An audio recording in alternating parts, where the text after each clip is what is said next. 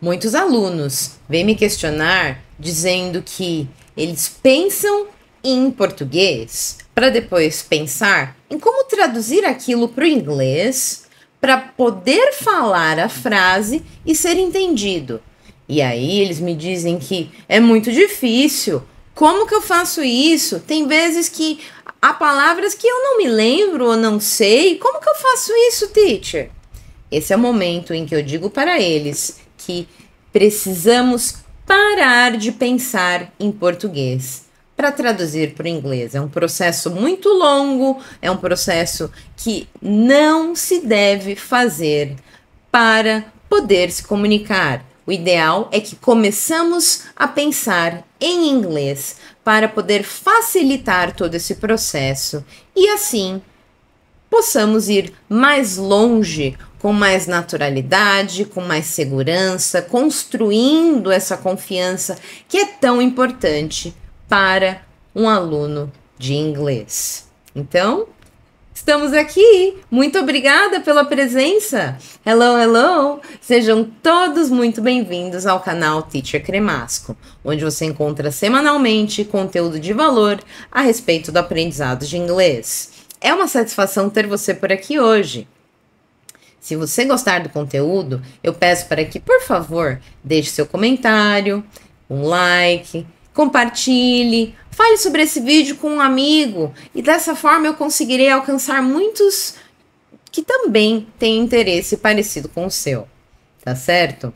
Então vamos então às nossas sugestões para parar de vez de traduzir e poder finalmente sentir a confiança que precisamos na hora de falar inglês, pensando diretamente em inglês. Então, pessoal, seguindo aqui na nossa estratégia de estudos, a primeira ideia que eu trago é: vamos evitar ser paralisados. Evitar de ser paralisados pela perfeição. Então, o que eu quero dizer com isso? Tantas pessoas vêm dizer para mim que, eu começo a falar, mas aí eu travo, eu não consigo mais me comunicar, porque eu sei que eu estou falando algo errado. Não se privem da comunicação pelo receio de estar cometendo um erro, porque essa é a pior cilada de todas. Não haverá perfeição na nossa comunicação, porque a ideia aqui, pessoal, é a comunicação acima da perfeição. Por que eu digo isso?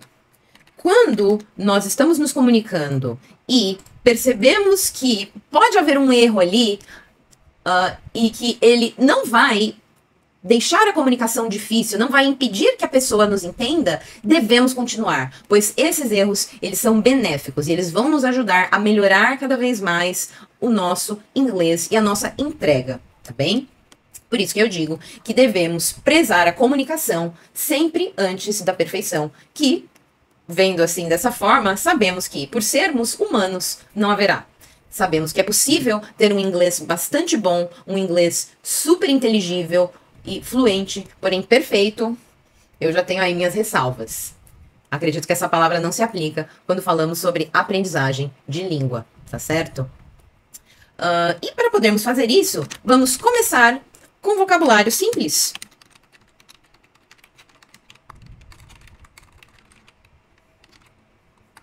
Então, como usar o vocabulário simples para me expressar, não é mesmo? O vocabulário simples que eu digo é tudo que está ao nosso redor. Então, pensando nos elementos que nos cercam em inglês, seja na nossa casa, seja no nosso trabalho, seja onde estivermos, num parque, com brinquedos, onde quer que estejamos, vamos pensar em como se chamariam as coisas em inglês. Um exemplo simples é, você está lá no escritório, olhou isso aqui e pensou, pen, it's a pen. Então, pensar o nome de cada uma das coisas em inglês vai ajudar você a fazer com que sua cabeça entenda com normalidade o pensamento de todos os elementos que te cercam em inglês. E esse é o primeiro grande passo que deve ser dado, certo? E uma vez que ele for dado, você vai seguir para desenvolver frases maiores. Então, como desenvolver frases maiores? Se você pensou nessa daqui, dizendo pen, it's a pen, você pode então desenvolver essa ideia para it's a beautiful pen, it's a black pen, I use the pen to write. Então você já tem estruturas mais longas aí, com aquela ideia inicial que você já tinha pensado antes, que foi o grande passo de trazer essa ideia de falar inglês com normalidade para a sua cabeça. Tá certo? E aí, as frases maiores, elas virão de uma forma natural, sempre pensando ali em um momento de descontração, em um momento de tranquilidade, nesses elementos que você tinha idealizado antes, porém em frases, certo?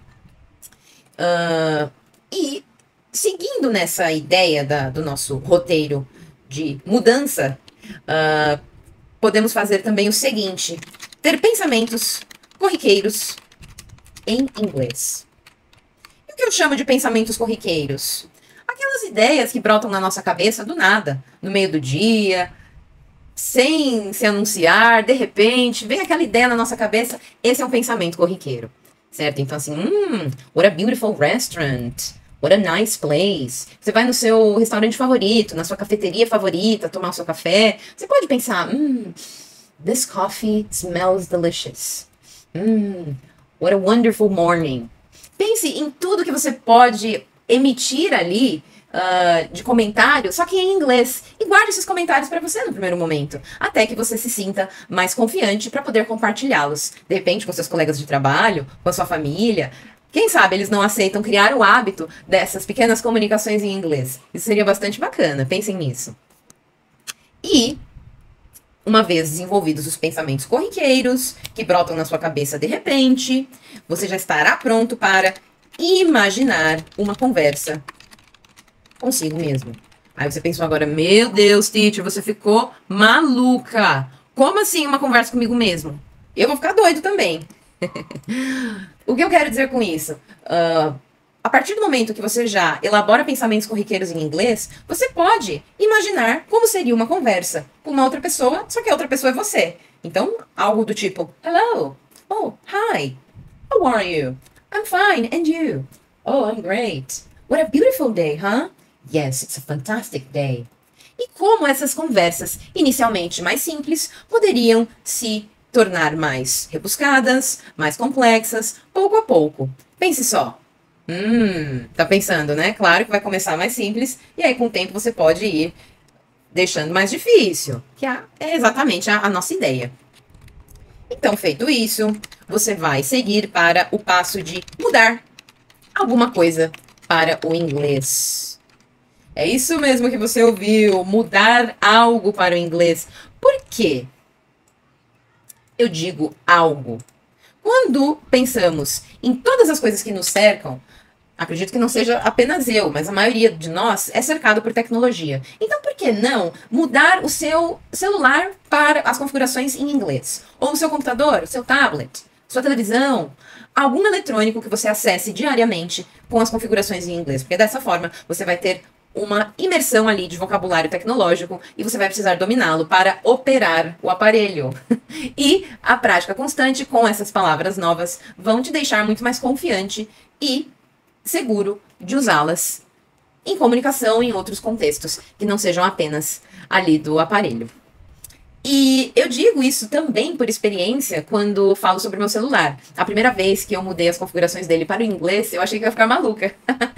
Mas, com o tempo, poucas semanas, eu logo me habituei e isso se tornou muito comum, muito corriqueiro para mim. É natural ali, todas as coisas escritas em inglês no celular. Hoje em dia, para mim, não vejo mais nenhum problema nisso. Me habituei completamente. Então, fazendo isso, você vai se tornar aí praticamente um expert em palavras usadas nos elementos da tecnologia, em um primeiro momento, claro. E agora, pessoal, vamos pensar também nesta ideia de usar o Google para pesquisas novas em inglês. E por que eu digo isso, pessoal?